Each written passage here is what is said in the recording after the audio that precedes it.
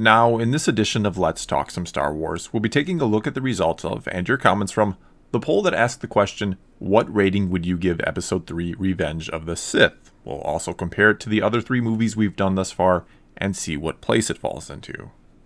And, wasting no time here, let's take a look at the results of the poll, where we'll see that 40% of the roughly 34,000 voters gave it 5 stars and thought it was an amazing movie, while another 42% gave it 4 stars and thought it was a good movie. Another 13% then thought it was just average, which leaves only 3% of you to say it wasn't very good, and 1%, a mere 1%, who gave this movie 1 star and thought it was terrible. And since that only comes out to 99% because of the way these percentages are rounded off, for final score calculating purposes, I put that last or missing percentage point into the average rating, which means when we do all the math here, we get a final score of 4.17 stars on average, which not only puts it well into the lead, but it's rated a full star higher than any of the other movies we've done, thus far at least. And I know it goes without saying here, but these are some incredibly impressive numbers, and it goes to show just how loved this movie is by a large portion of the fanbase. Over 80% of people thought it was above average, while only 4% thought it was below. Most impressive indeed. And yeah, I will make the usual disclaimer that it's possible these numbers could be skewed to some degree, and that if you could somehow ask this question of an even broader sample size or group of fans, you might get somewhat different results. However, and this is just my gut feeling or impression about those who watch my videos, so it's completely anecdotal evidence, but I feel like it's a pretty mixed crowd here, and there's a lot of people who grew up with the original trilogy that watch my videos, and there's certainly a lot of people who grew up with the prequels that watch them. I wouldn't wager a guess as to what the actual breakdown is, but I'd say it's a pretty good split, which means I'm going to boldly claim that this is a rather fair score for this movie amongst all Star Wars fans. Especially when we see that the previous 2 prequel trilogy films got judged pretty harshly, or harsh enough that it all but proves it's not just a large group of fans completely biased towards the prequels who are voting in these polls. All in all here, the consensus seems to be that fans think that this is a great Star Wars film, but let's now look at some of the individual assessments in the comments. But before I do get to that, just a couple quick notes. For some reason, YouTube has been flagging a lot of comments lately as spam, especially on these polls. So a couple times a day, I try to remember to check that out and go in and manually approve comments. So if you post something and you don't see it, it's not that I or any of my moderators are instantly deleting it or trying to censor what you're saying. It's just getting flagged as spam for whatever reason. Second of all here, as always, thank you so very much for taking the time to leave these comments on the polls each and every week. It's become a Saturday morning tradition for me to wake up and spend the first hour or 2 of my day just reading through all of them, before then finally getting up and getting out of bed and to work on the actual video. My only regret is that I can't get to more of them in the video itself, because a lot of them are fantastic and I can tell you put a great deal of thought and time and effort into them, and I so very much appreciate that. Anyway, before I take more time away from the comments, let's get to the top-rated comment this week, which came to us from Centinelius, the Dragon King of Harmony, who said, I look at the results and all I have to say is, I love democracy. And all I have to say to this comment is, I love democracy as well, especially when Revenge of the Sith gets the just credit it deserves. The next comment then comes to us from Captain Kangarat, who said, what makes Revenge of the Sith great is that you feel the mental torment Anakin Skywalker goes through. All throughout the prequel trilogy, Anakin suffers so many unfortunate events, and Revenge of the Sith wraps them up all together. And what can I call Revenge of the Sith except for a satisfying bridge between the new prequels and the old originals? I have come across some people, especially some YouTubers, that call Anakin's fall towards the dark side overly simplistic and rushed. However, when it comes to Star Wars, nothing is further from the truth. There are numerous reasons you can point towards for why Anakin chose the dark side, from big and small, and they all connect and lead up to the original trilogy so well. It's so good, in my opinion, that Revenge of the Sith alone would be enough for me as an explanation for what caused all the events during the original trilogy. Next up then we have this comment from Padram Saleh, who said, I thought I was really going to like it, and there were some great moments, but ultimately, I didn't buy how quickly Anakin turned evil and killed little kids. The main job it had was to show me how that innocent little kid could turn into the most feared villain in the galaxy, and it failed to do that convincingly. The final lightsaber battle was pretty awesome though. Okay, now these last 2 comments, and certainly plenty of other ones, touched on just how quickly Anakin goes from Jedi Knight to murdering children, and I wouldn't try and argue it's not jarring or that it doesn't happen really fast. If the movie had more time, I think that transition between Anakin and Vader is a little slower and explored a lot more in depth. However, it does show just how quickly and easily the dark side can consume you. It's not the time or place for this debate exactly, but many feel that the right path or the best approach for a Jedi is to wield both the dark side and the light. And this oftentimes comes up in the debate over Anakin because he wasn't allowed to embrace his emotions. But I really think Anakin's story is meant to show not just how easy it is to fall to the dark side, but how quickly it can consume you once you do indeed fall. And it's not long before you're justifying the most evil of acts, like murdering children. This is why the path of the Jedi is the path of the light in order to serve the Force and to keep the balance. Yeah, a Jedi must find a type of inner balance as well. All people do, even here in the real world. But a Jedi is meant to try and keep the external balance of the Force by making internal sacrifices and giving up anything and everything that would keep them from their goal. I'm reminded of what Qui-Gon Jinn tells Anakin in Episode 1 about being a Jedi. It's a hard life. So to put it very simply, I don't think they're meant to find and balance the Force internally because that's near impossible, not only to achieve, but to then maintain, especially without ever falling to the dark side and then getting quickly consumed by it. The true goal of a Jedi, and Yoda kinda achieves this in Season 6 of the Clone Wars, is to accept that the darkness exists externally and to make sure it never eclipses the light. Okay, that was my one tangent I'm going to allow myself for this video, and let's get back to your comments, starting with this one from AM Fitness, who says, I highly recommend the Revenge of the Sith novelization by Matthew Stover. If you read it and then watch the movie, it instantly improves the film for me. Either way, it's a good film, but the novelization does a better job of portraying Anakin's internal struggle and eventual turn to the dark side. And from what I remember of the book, and I haven't read it in 14 years since the movie came out, and I can't believe it's been that long since Revenge of the Sith came out. Anyway, from what I remember, that's absolutely right. The book did go much further into Anakin's line of thinking, and I've really been meaning to reread the book and to do a video on it and compare it to the movie. Moving on, now we have this comment from Obi-Wan Kenobi, who said, 5 stars. My personal favorite of all the Star Wars movies. Is it objectively the best? No, that would be Empire Strikes Back. But I had the most fun with it. The lightsaber duels were incredible, and the score was phenomenal. Plus, the pacing was quite good, and it flows quite naturally to me. There is a lot of things to love about this movie. Next up, we have Rebel Spy 2020, who said this in his comment. It's honestly the best of the prequel trilogy by far, the darkest Star Wars movie, and packed in more emotional scenes than The Phantom Menace and Attack of the Clones combined. In short, helped tie up all the answers to the original trilogy in a way. Then we move on to this comment from Rocky T Games, who said, I've heard this said before, but the prequels attempted to tell a story too large for just 3 movies. Before the Clone Wars series was made, asking a trilogy to cover a massive government conspiracy, a deep friendship that inevitably fails, a secret forbidden love, the beginning of a rebellion, a tragic hero's journey, and expanding an already rich, vibrant world on top of having tremendous audience expectations, it seems impossible to fit all of it into the span of 7 to 8 hours.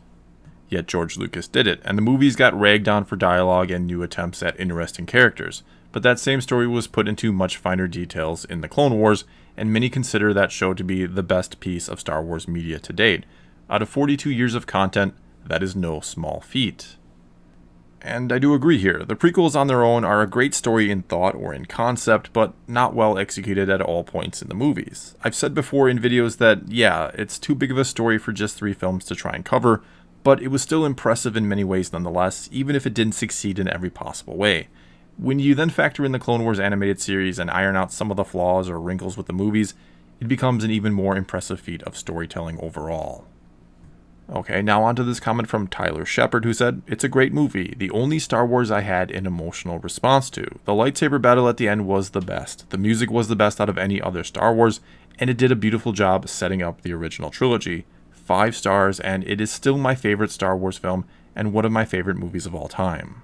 Then we have this comment from Love Your Country, who said, Goodbye, old friend. You were the chosen one. You were supposed to destroy the Sith, not join them. You were supposed to bring balance to the Force, not leave it in darkness. You were my brother, Anakin. I loved you. These made Revenge of the Sith my favorite Star Wars movie. Okay, for me personally, Return of the Jedi is the most emotional. Yoda's death still gets to me even after 100 or so viewings, and Luke's response to when Vader threatens his sister at the end and he screams never and attacks him, and there's that hauntingly beautiful music from John Williams, and then when Luke tosses away his saber and says he'll never turn to the dark side, and he tells Palpatine that I am a Jedi like my father before me. Sorry, I'm going off on another tangent, aren't I? My point was going to be that For me at least, Return of the Jedi packs a hell of an emotional punch and is one incredible way to end a trilogy, and it's impressive to say that Revenge of the Sith is a close second, both in terms of emotional impact and how to close out a trilogy. And before I read a few more comments and start to wrap up this video, I just wanted to put this one up from Dominican96 and encourage you all to pause it and read it yourself. And I think this is something I'll try to do each and every week. Highlight one of the longer comments, which is maybe a bit too much to read, but is certainly worth noting nonetheless. Next up here, we have this comment from Rook's channel on my Discord server who said, Episode 3 is so close from being a good movie and an amazing Star Wars movie. However, it heavily suffers from no one telling Lucas no. Worst part is the quality of Episode 3 in every respect. The writing, CGI, acting, narrative is so much better than the other two. It is obvious that Lucas wanted to make this film so badly, yet this movie is still flawed where the originals tend to succeed. I think Episode 3's weight class is probably right below Episode 4. But from my point of view, I can't help but prop this movie up a tad to express how closely I think Lucas was to greatness. Judging by the poll, the major thing it did was capture the magic of Star Wars right. So many older fans regarded this movie as the passable one, while others can't deny concept of this movie were on point. The music is amazing, and as great as Duel of the Fates is, I can't help but hum Anakin's betrayal and Battle of the Heroes more often. The Opera House scene is just perfection on opening the lore more with just dialogue. Execute Order 66 sends chills down my spine. Hell, even the when Anakin Vader kills the Separatist leaders and Hayden Christensen looks back and screams, "This is Vader." My personal favorite film, only crippled by Lucas being told no. Moments like this, I wish people like Gary Kurtz was still involved when these movies were made. And I've said it many times before, and I'll say it again here. Lucas having unlimited power when making these movies was a downfall. Not that, as I said before in this video, the story isn't great or anything like that, only that these movies could have been better if others questioned how they were executed. But there was no one around telling George Lucas no at any point of their creation, it seems.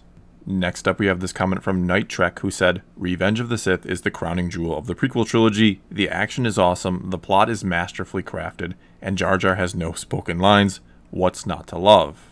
And I gotta say, I am curious to know what Lucas would have done with Jar Jar Binks if not for the huge backlash after Episode 1. No, I'm not a firm believer in the Darth Jar Jar theory, but I do think there were other big plans for Jar Jar that never came to fruition. Moving on now, we have this comment from Ryan G, who said, Revenge of the Sith has an uncanny ability to keep me on the edge of my seat. Every time I've watched it, I catch myself thinking, don't do it, Anakin. I know how it ends. I've always known how it will end, how it has to end. The way he teeters on the edge of the light looking down into the chasm of the dark, like a Jenga tower being picked apart piece by piece until he falls. No matter who wins, the tower always falls. Then we have this comment from the Lego Zora, who said, Epic battles that pay off and build up both trilogies. Fantastic music. The actors, especially Obi-Wan, are at their best. Most of all, the politics are actually very interesting to me. Then there's this comment from Jay Liger, who said, There's never been a Star Wars movie like it that can compare to it in terms of number of payoffs in one movie. 5 lightsaber duels, all different, which shaped the galaxy forever until A New Hope. Truly remarkable. Then there's this comment from Jared Huckabee who said, I have 2 problems with the movie. That Padme is only there to have kids and die, and General Grievous is only a side quest for Obi-Wan to have him away from Anakin, but it is still entertaining. And you bring up 2 issues that I'll be taking a look at when I continue my series where I suggest changes that could have been made to the prequel films. Not that I don't think Revenge of the Sith is a great movie just as is. Our next to last comment here comes to us from Janice Earhart, who said, All scenes with Papa Palpatine are amazing. The opera scene has become my favorite scene in all of Star Wars. Ian did such a good job. Thanks for portraying the most sadistic and amazing character ever in a way only you could. Then our final comment comes to us from Cronin Baxter, who said, Best of the 3, but that's not saying much. This was strike 3 for me on the prequels. Episode 9 is in that same position, 0-2. Okay, now the second to last comment of course brought up Palpatine, and I agree that the Opera House scene is one of the best in all of Star Wars. Ironic really, considering it's just 2 guys sitting and talking. Anyway, then you have the last comment that talks about how the sequel trilogy is currently 0-2 in his eyes, and in the eyes of many fans, and that the prequels for a lot of people were in the same boat after 2 movies. And I really can't help but think that the idea with bringing Palpatine back is to capture some of that magic that he brought to the prequels, and especially to Revenge of the Sith. And one of the reasons I do have hope that Rise of Skywalker could be at least good is how much better Revenge of the Sith was in comparison to the first two prequel films. Obviously, yeah, there are a lot of differences here, like the fact that George Lucas had a grand plan from the beginning and was building to something with the first two films, while J.J. Abrams has to try and salvage something from the non-plan that is the sequel trilogy.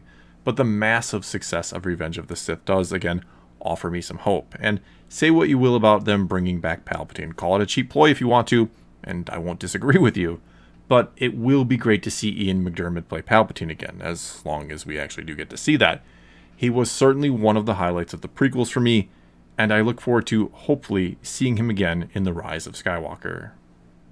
Well, that's all I've got for this time, and if you're watching this now, it means that the poll for Solo should already be up. I left it to a vote on my Discord server, and they picked to do the anthology films over the original trilogy first. And speaking of that, if you're interested in joining my Discord server and talking some Star Wars with me, a link to my Patreon is in the comments below, and $1 a month gets you on my Discord. And with all that said, please feel free to leave your thoughts or on the results of this poll or anything anyone has said here in the comments below, or vote on the Solo poll and leave a comment there. Either way, do feel free to leave a comment somewhere and let's talk some Star Wars. And until next time, thanks for watching.